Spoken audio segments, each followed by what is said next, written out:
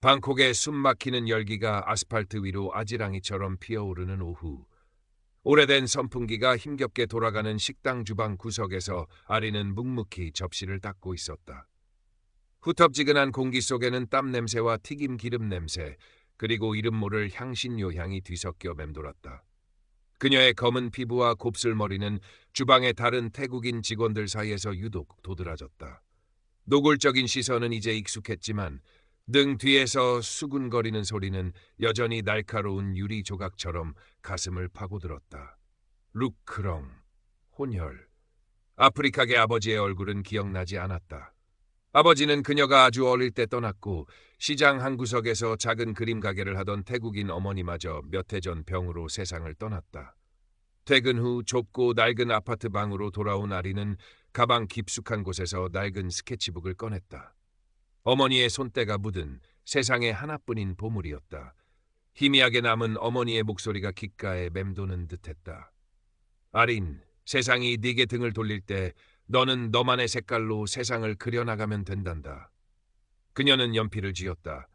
섬세한 손가락 끝에서 피어나는 선들은 복잡한 방콕의 거리 풍경이 되기도 하고 시장 사람들의 활기찬 모습이 되기도 했다. 그림을 그리는 동안만큼은 세상의 편견도 고된 현실도 잠시 잊을 수 있었다.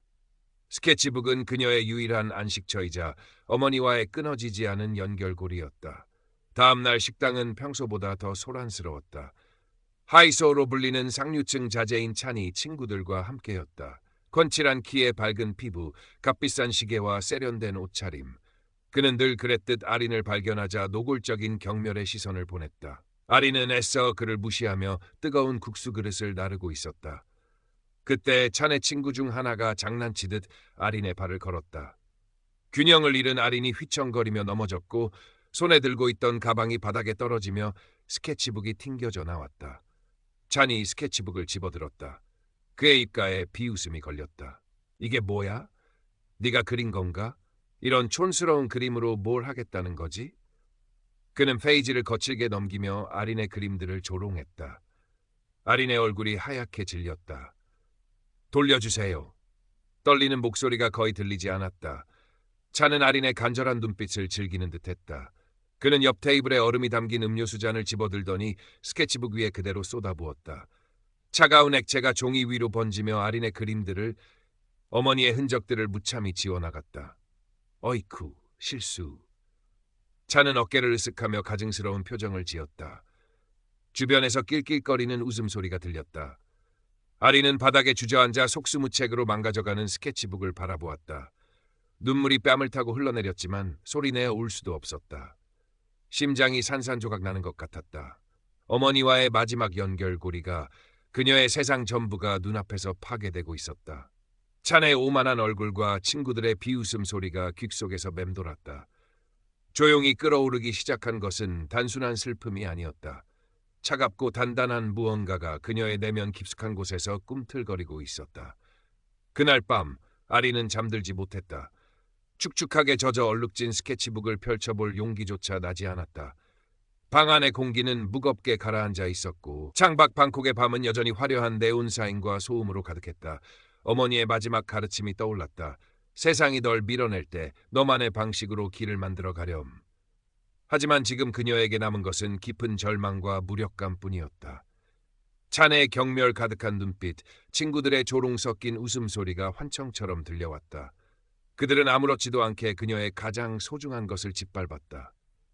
그들에게 아린의 삶은, 아린의 슬픔은 존재하지 않는 것이나 마찬가지였다.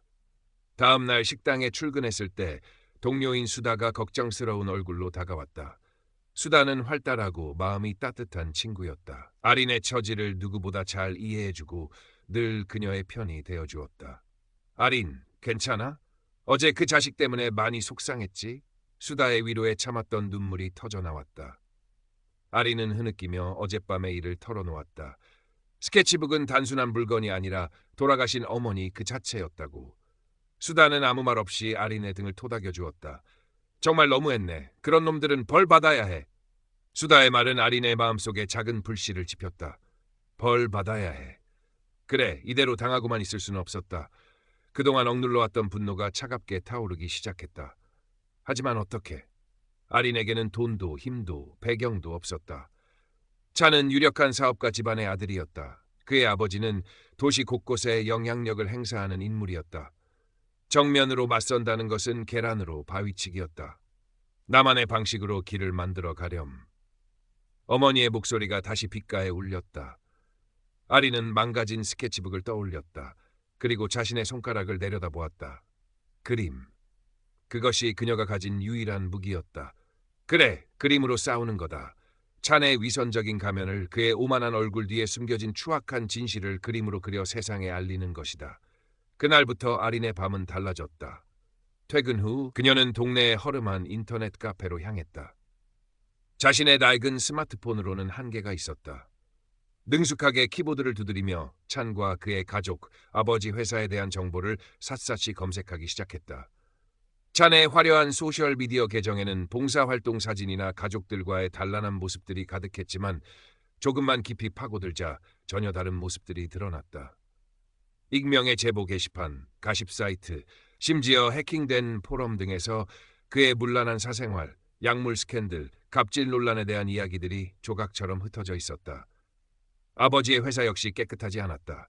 정경유착, 탈세, 환경 파괴 의혹 등 겉으로 보이는 성공 뒤에는 검은 그림자가 드리워져 있었다. 아린은 밤늦도록 모은 정보들을 바탕으로 그림을 그리기 시작했다. 더 이상 아름다운 풍경이나 따뜻한 일상이 아니었다. 날카로운 풍자와 냉소로 가득 찬 캐리커처였다.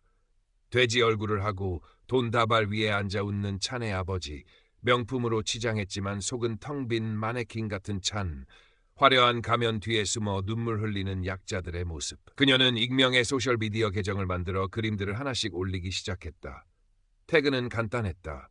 방콕의 그림자 머처, 가면 뒤의 진실, 찬 살리에리, 원작의 성을 차용하여 태국식으로 변형. 처음에는 아무 반응도 없었다. 하지만 아린은 멈추지 않았다. 꾸준히 그림을 올렸고 그녀의 날카로운 시선과 독특한 화풍은 서서히 사람들의 주목을 받기 시작했다. 이 그림 그린 사람 누구야? 이거 완전 찬 이야기 아니야? 속 시원하다. 살리에리 그룹, 뭔가 구린내가 나는데. 댓글이 달리기 시작했고 공유수가 늘어났으며 작은 인터넷 매체에서 기사화하기 시작했다. 방콕의 그림자 밑에서 조용히 시작된 아린의 복수는 조금씩, 하지만 분명하게 세상을 향해 나아가고 있었다. 익명의 그림들은 삽시간에 방콕의 온라인 공간을 뜨겁게 달궜다. 그림자 화가라는 별칭까지 생겨났다. 사람들은 그림 속에 담긴 신랄한 풍자와 숨겨진 메시지에 열광했고 그림의 주인공으로 지목된 찬 살리에리와 그의 가족은 세간의 입방아에 오르내리기 시작했다. 찬은 처음에는 코웃음을 쳤다. 어디서 굴러먹던지도 모를 익명의 낙서 따위에 신경 쓸 가치도 없다고 여겼다. 하지만 시간이 지날수록 상황은 심상치 않게 돌아갔다.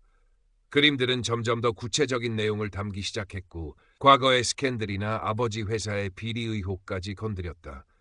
그의 소셜미디어에는 비난과 조롱의 댓글이 넘쳐났고 현실에서도 사람들의 싸늘한 시선이 느껴졌다. 찬은 불안감과 분노에 휩싸였다. 그는 자신의 인맥과 돈을 총동원해 그림자 화가의 정체를 캐내려 했다. 인터넷 보안 전문가를 고용하고 의심 가는 인물들을 뒷조사하기 시작했다. 그의 날카로운 시선은 식당에서 묵묵히 일하는 아린에게도 몇 번 스쳤다. 그날 스케치북을 망가뜨렸던 기억이 희미하게 떠올랐다. 설마 그 보잘것없는 혼혈 계집애가? 찬은 고개를 저었다. 말도 안 되는 생각이었다. 하지만 마음 한구석의 찝찝함은 쉬이 가시지 않았다. 한편 아린은 찬의 움직임을 예의주시하며 더욱 치밀하게 움직였다. 수다는 걱정하면서도 아린을 물심양면으로 도왔다. 식당에서 들려오는 찬에 대한 이야기들을 전해주기도 하고 아린이 밤늦게 인터넷 카페에 갈 때 함께 가주기도 했다. 아린, 너무 위험한 거 아니야? 저쪽에서 가만히 있지 않을 텐데. 괜찮아, 수다. 이제 와서 멈출 수는 없어. 아린의 눈빛은 이전과 달라져 있었다. 슬픔과 분노는 차가운 결의로 바뀌어 있었다. 아린은 단순히 찬 개인에 대한 복수를 넘어 그가 속한 부조리한 시스템 자체에 균열을 내고 싶었다. 그녀의 그림은 더 이상 단순한 풍자가 아니었다. 그것은 힘없는 자들의 목소리였고 감춰진 진실을 향한 외침이었다. 그녀는 결정적인 한 방을 준비하고 있었다. 인터넷 검색 중 우연히 발견한 정보. 찬의 아버지가 막대한 후원금을 내는 자선 미술 행사가 곧 열린다는 것이었다. 방콕의 정재계 인사들과 유명 예술가들, 그리고 언론이 총집결하는 자리였다. 그곳이야말로 찬과 그의 아버지의 위선을 만천하에 드러낼 완벽한 무대였다. 아리는 행사 정보를 샅샅이 파헤쳤다.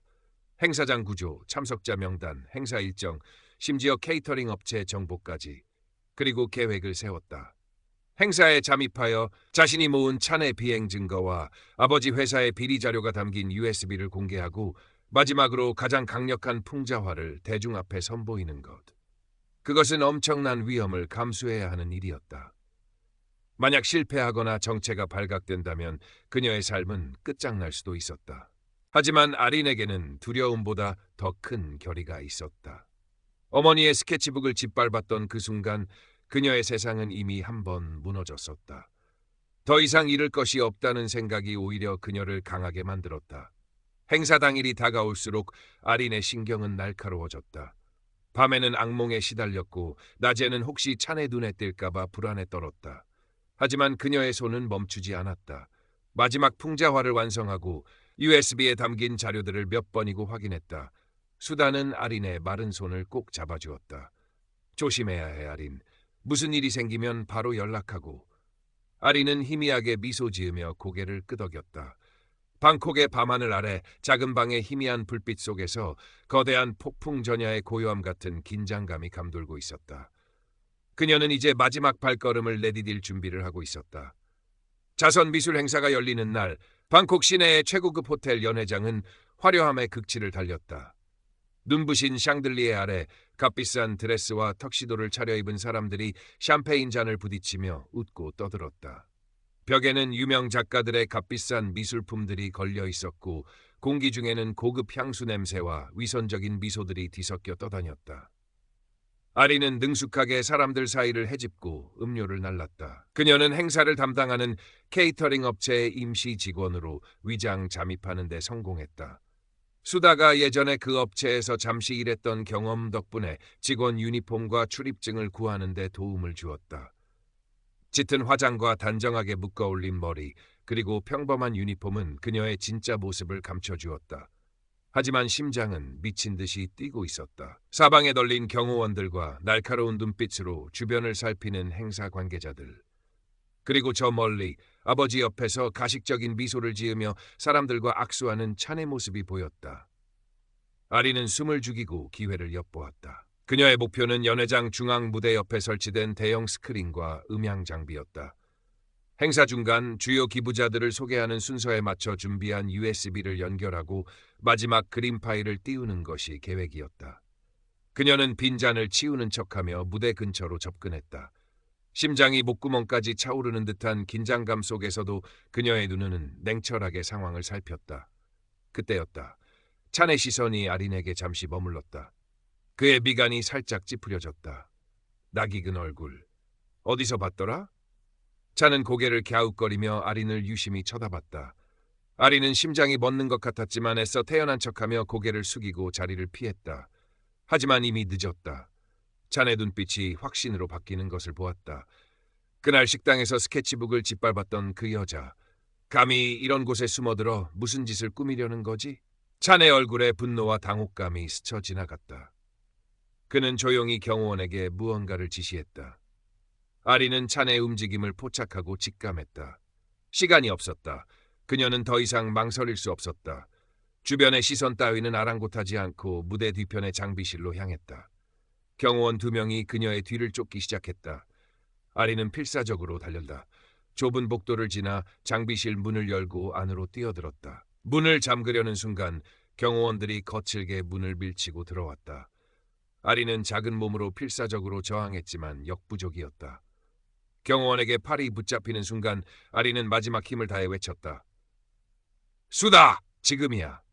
복도 반대편에서 음료 카트를 밀고 있던 수다는 아린의 신호를 놓치지 않았다. 그녀는 미리 약속된 대로 재빠르게 카트 밑에 숨겨둔 작은 원격 조종 장치를 눌렀다. 아린이 장비실에 들어가기 전 몰래 설치해둔 또 다른 USB가 작동하기 시작했다. 연회장 중앙의 대형 스크린이 갑자기 번쩍이며 화면이 바뀌었다. 화려한 미술 작품 대신 나타난 것은 날카로운 풍자화였다. 돼지 가면을 쓴 찬이 돈다발 위에서 비틀거리는 모습, 그 뒤에서 검은 손들이 사람들의 피눈물을 짜내는 모습. 연회장은 순식간에 찬물을 끼얹은 듯 조용해졌다. 사람들의 당혹스러운 시선이 스크린과 찬 부자에게 번갈아 꽂혔다. 화면은 계속해서 바뀌었다. 찬의 문란한 사생활을 암시하는 사진들, 아버지 회사의 비리 의혹을 뒷받침하는 내부 고발 문서들, 그리고 마지막으로 그림자 화가의 메시지가 떠올랐다. 진실은 가면 뒤에 숨지 않는다. 장비실에서는 격렬한 몸싸움이 벌어지고 있었다. 아리는 경호원들에게 제압당했지만 그녀의 눈빛은 승리자의 그것처럼 빛나고 있었다. 연회장은 아수라장이 되었다. 찬의 아버지는 얼굴이 잿빛으로 변해 소리쳤고 찬은 이성을 잃고 스크린을 향해 달려들려 했다. 기자들의 카메라 플래시가 미친 듯이 터져 나왔고 사람들의 수군거림은 파도처럼 연회장을 뒤덮었다. 화려했던 가면은 산산조각 났고 감춰져 있던 추악한 진실이 백일하에 드러나는 순간이었다. 찬 살리에리 부자의 몰락은 다음 날 방콕의 모든 언론 일면을 장식했다. 자선 행사의 대혼란은 단순한 스캔들을 넘어 태국 사회의 부패한 권력과 위선적인 상류층 문화에 대한 신랄한 고발로 이어졌다. 살리에리 그룹의 주가는 폭락했고 검찰 조사가 시작되었으며 찬 부자는 대중의 맹렬한 비난 속에서 자취를 감췄다. 그림자 화가는 순식간에 사회 부조리에 맞선 영웅으로 떠올랐지만 그 누구도 화가의 진짜 정체를 알지 못했다. 아리는 그날 밤 수다의 도움으로 겨우 행사장을 빠져나와 자신의 작은 방으로 돌아왔다. 온몸이 땀과 먼지로 범벅이 되었고 팔에는 경호원들과의 몸싸움으로 생긴 멍 자국이 선명했다. 그녀는 멍하니 창밖을 바라보았다. 복수는 이루어졌다. 그녀의 가장 소중한 것을 짓밟았던 자들은 처참하게 무너졌다. 하지만 예상했던 통쾌함이나 해방감 대신 마음 한구석에는 차가운 바람이 부는 듯한 공허함과 씁쓸함이 남았다. 그녀는 정말 복수를 원했던 걸까? 아니면 단지 자신의 존재를 짓밟았던 세상에 대한 작은 반항이었을까? 다음 날 아리는 식당에 사직서를 냈다. 더 이상 그곳에서 일할 이유도 미련도 없었다. 며칠 동안 그녀는 방 안에 틀어박혀 잠만 잤다. 망가진 스케치북은 여전히 책상 위에 놓여 있었다. 차마 버릴 수도 다시 펼쳐볼 수도 없었다. 어머니의 얼굴이 찬의 비웃음이 행사장의 혼란이 뒤섞여 꿈속에서 그녀를 괴롭혔다. 시간이 조금 흐른 뒤 아리는 처음으로 방을 나섰다. 그리고 문구점으로 향했다. 새하얀 스케치북과 연필 몇 자루를 샀다. 집으로 돌아온 그녀는 조심스럽게 새 스케치북의 첫 장을 넘겼다. 무엇을 그려야 할까? 예전처럼 아름다운 풍경? 아니면 아직도 가슴속에 들끓는 분노? 한참을 망설이던 그녀의 손이 움직이기 시작했다. 그녀가 그린 것은 화려한 복수의 장면도 무너진 악당의 모습도 아니었다.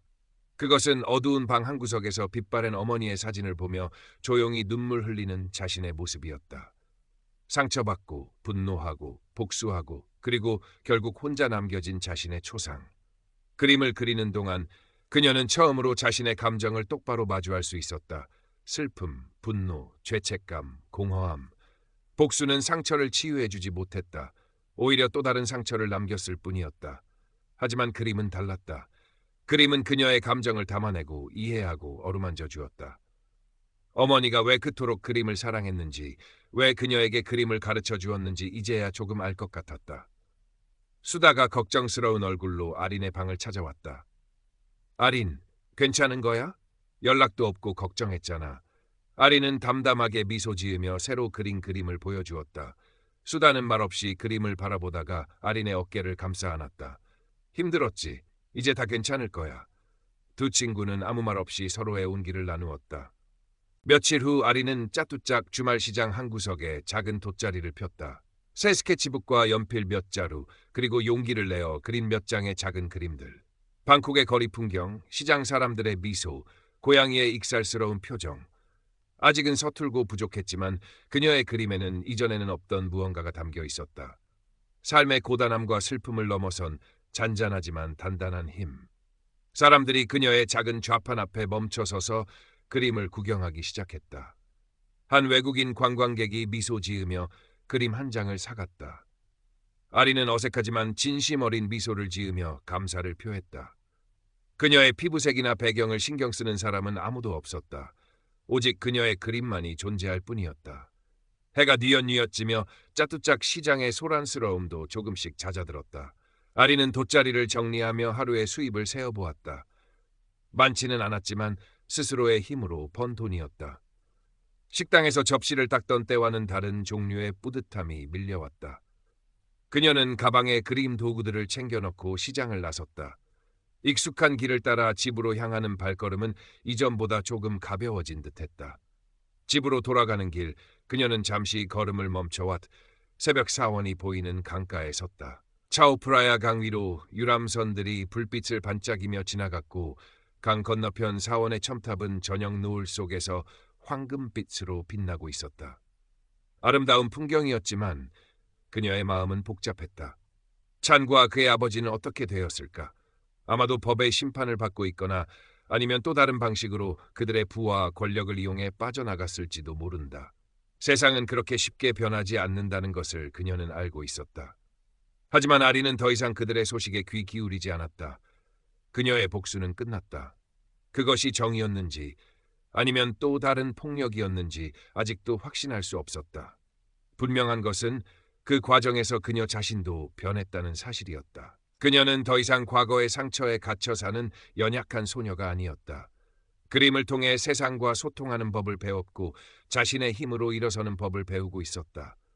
작은 방으로 돌아온 아리는 창문을 열었다. 방콕의 밤 공기가 훅 밀려 들어왔다. 그녀는 책상 앞에 앉아 다시 스케치북을 펼쳤다. 그리고 연필을 들었다. 이번에는 무엇을 그릴까?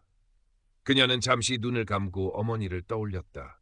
어머니가 살아계셨다면 지금의 자신을 보고 뭐라고 하셨을까? 아마도 꾸짖기보다는 말없이 안아주셨을 것이다. 그리고 이렇게 말씀하셨겠지. 괜찮아, 아린. 너는 잘 해나가고 있단다. 너만의 색깔로 계속 세상을 그려나가렴. 어머니의 목소리가 환청처럼 들려오는 듯했다. 아린은 희미하게 미소 지었다. 그리고 스케치북에 선을 그어 나가기 시작했다. 화려한 방콕의 야경도 고통스러운 과거의 기억도 아니었다.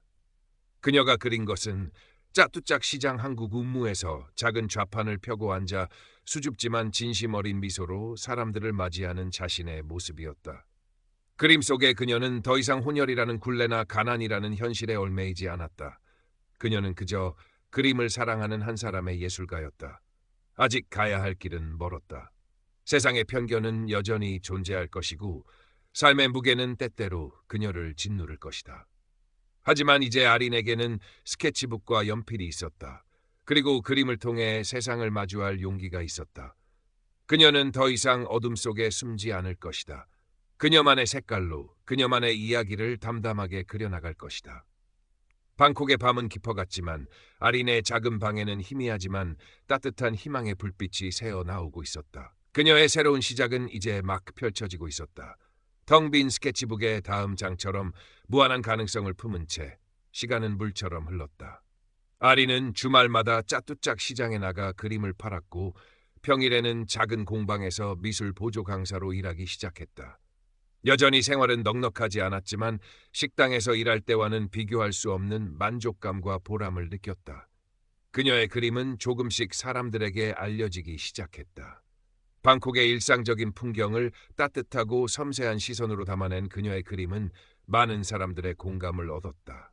특히 그녀가 그린 시장 고양이 시리즈는 외국인 관광객들 사이에서 큰 인기를 끌었다. 가끔씩 찬 살리에리에 대한 소식이 들려왔다. 그의 아버지는 결국 구속되었고 회사는 파산 절차를 밟고 있다는 이야기였다. 찬 본인은 막대한 보석금을 내고 풀려났지만 예전과 같은 호화로운 생활은 불가능해 보였다. 사람들의 기억 속에서 그는 이미 몰락한 존재였다.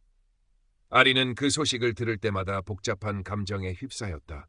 통쾌함보다는 연민에 가까운 감정, 그리고 자신 또한 그 몰락에 일조했다는 사실에서 오는 미묘한 죄책감. 복수의 끝은 결코 달콤하지만은 않았다. 수다는 여전히 아린의 든든한 친구였다. 가끔 아린의 작은 방에 들러 함께 저녁을 먹거나 시장에 나가 아린의 그림 판매를 돕기도 했다. 아린, 너 요즘 얼굴이 많이 밝아졌어. 수다가 진심으로 기뻐하며 말했다. 예전에는 늘 그늘이 져 있었는데 아린은 옅게 미소 지었다. 수다 내 덕분이야. 네가 없었다면 난 아직도. 수다는 아린의 말을 막으며 웃었다. 에이, 무슨 소리야. 다 네가 스스로 이겨낸 거지. 난 그냥 옆에 있었을 뿐인걸. 어느 날 아린은 큰 결심을 하고 어머니의 유골이 모셔진 사원을 찾았다. 손에는 새로 산 스케치북과 함께 오랫동안 열어보지 못했던 얼룩진 그 낡은 스케치북도 들려 있었다. 그녀는 어머니의 유골함 앞에 조용히 앉아 두 개의 스케치북을 펼쳐놓았다. 망가진 그림들, 그리고 새롭게 그려나가는 그림들. 그녀의 과거와 현재, 그리고 미래가 그 안에 담겨 있었다. 엄마, 보고 싶어요. 목소리가 가늘게 떨려 나왔다. 엄마가 남겨주신 스케치북, 이렇게 망가뜨린 못난 딸이에요. 엄마 가르침처럼 세상을 아름답게 그리지 못하고 미움과 분노로 얼룩진 그림을 그렸어요. 하지만 엄마, 저 이제 괜찮아요. 아니, 괜찮아지려고 노력하고 있어요. 그녀는 눈물을 참으며 담담하게 말을 이었다. 그림이 저를 살렸어요. 엄마가 가르쳐 주신 것처럼요. 이제 다시 시작하려고 해요. 엄마가 자랑스러워할 만한 그림을 그릴 수 있을지는 모르겠지만 적어도 부끄럽지 않게 살아갈게요. 저만의 색깔로 저만의 길을 걸어갈게요. 한참 동안 어머니 앞에서 속마음을 털어놓은 아리는 조용히 스케치북을 덮었다. 망가진 스케치북은 사원의 작은 소각로에 넣어 태웠다. 과거의 아픔과 분노가 연기처럼 사라져가는 것을 지켜보며 그녀는 마음속으로 어머니에게 작별 인사를 건넸다. 이제 정말 과거를 떠나보낼 시간이었다. 사원을 나서는 아린의 발걸음은 한결 가벼워져 있었다. 하늘은 푸르고 바람은 상쾌했다. 그녀는 손에 든 새 스케치북을 꼭 쥐었다. 이 빈 페이지들을 앞으로 어떤 이야기들로 채워나가게 될까? 설렘과 함께 약간의 두려움도 느껴졌지만 그녀는 더 이상 도망치지 않을 것이다. 집으로 돌아온 아리는 책상 앞에 앉아 새로운 그림을 그리기 시작했다. 그것은 방콕의 새벽 풍경이었다. 카오산 로드의 소란이 잦아들고 사원의 종소리가 은은하게 울려 퍼지는 고요하고 평화로운 새벽. 그림 속에는 어둠이 걷히고 서서히 밝아오는 여명이 담겨 있었다. 마치 그녀 자신의 산처럼. 아린의 작은 그림 좌판은 짜뚜짝 시장의 명물 중 하나가 되었다. 그녀의 그림을 사기 위해 일부러 찾아오는 사람들도 생겨났다. 그녀는 더 이상 혼혈이라는 이유로, 가난하다는 이유로 위축되지 않았다. 그림은 그녀에게 자신감을 주었고 세상과 소통하는 창구가 되어주었다. 물론 여전히 삶은 고단했고 세상의 편견이 완전히 사라진 것은 아니었다. 하지만 그녀는 예전처럼 쉽게 상처받거나 좌절하지 않았다. 내면의 단단함이 그녀를 지탱해주고 있었다. 그러던 어느 날 뜻밖의 손님이 그녀의 좌판을 찾아왔다. 깔끔한 정장 차림의 중년 여성이었다. 그녀는 자신을 방콕의 한 갤러리 큐레이터라고 소개하며 아린의 그림에 깊은 인상을 받았다고 말했다. 아린 씨의 그림에는 특별한 힘이 있어요. 방콕의 평범한 일상 속에서 발견한 따뜻함과 생명력이 느껴집니다. 혹시 저희 갤러리에서 작은 전시회를 열어보실 생각은 없으신가요? 아린은 자신의 귀를 의심했다. 갤러리 전시회라니 한 번도 상상해 본 적 없는 일이었다. 그녀는 너무 놀라 잠시 말을 잇지 못했다. 제가요? 저는 정식으로 미술 교육을 받은 적도 없고. 큐레이터는 부드럽게 미소 지었다. 학력이나 배경은 중요하지 않아요. 중요한 것은 작품 그 자체죠. 아린 씨의 그림은 충분히 매력적이고 많은 사람들에게 감동을 줄 수 있을 거라고 확신합니다. 큐레이터의 제안은 아린에게 새로운 기회이자 도전이었다. 망설임 끝에 그녀는 용기를 내어 제안을 받아들이기로 했다. 전시회를 준비하는 몇 달 동안 아린은 밤낮 없이 그림에 몰두했다. 단순히 보기 좋은 그림이 아니라 자신의 삶과 철학, 그리고 방콕이라는 도시에 대한 애정을 담아내고 싶었다.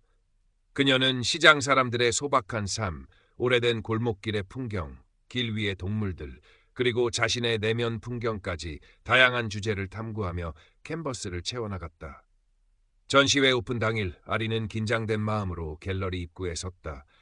작지만 깔끔하게 꾸며진 갤러리 안에는 그녀의 그림들이 걸려 있었다. 조명 아래 놓인 그림들은 시장 좌판에 있을 때와는 또 다른 느낌을 주었다. 낯설면서도 벅찬 감정이 밀려왔다. 많은 사람들이 전시회를 찾아와 그녀의 그림을 감상하고 칭찬을 아끼지 않았다. 그 중에는 수다도 있었고 미술 보조 강사로 일하는 공방 동료들도 있었다. 모두가 진심으로 그녀의 성공을 축하해 주었다. 전시회는 성공적이었다. 몇몇 그림은 높은 가격에 팔렸고 언론에도 소개되었다. 아리는 더 이상 짜뚜짝 시장의 무명 화가가 아니었다.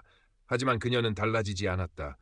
여전히 작은 방에서 살았고 여전히 시장 사람들과 어울렸으며 여전히 그림 그리는 것을 가장 사랑했다. 어느 주말 오후 아리는 예전처럼 짜뚜짝